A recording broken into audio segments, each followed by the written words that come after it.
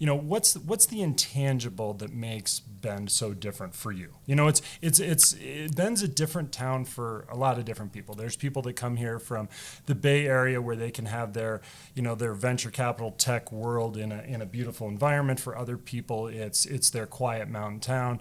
But there's kind of an underlying, commonality there that attracts everybody. And can you kind of put your finger on what that magic is? Yeah, easily. I can put. I'll give you two answers. Sure.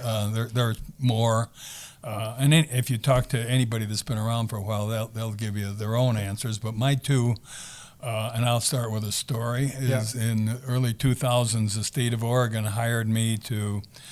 I founded an organization called Opportunity Knocks in Bend in 1996, and it was very successful. So the state of Oregon said, "Hey, Jim, would you do this in other communities in Bend?" And so I said, "Of course." And so I did.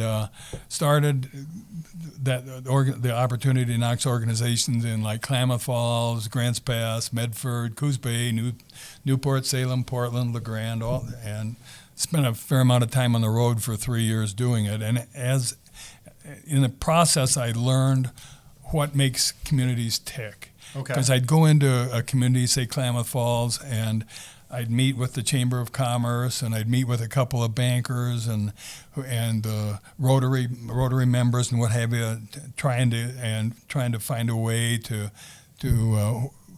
start building this organization. Yeah. And so I got to understand those communities, and inevitably the drive back home from Klamath Falls or wherever, I'm coming up 97, and I can hardly wait to get back to the energy level that exists in Bend, because it doesn't exist in other communities.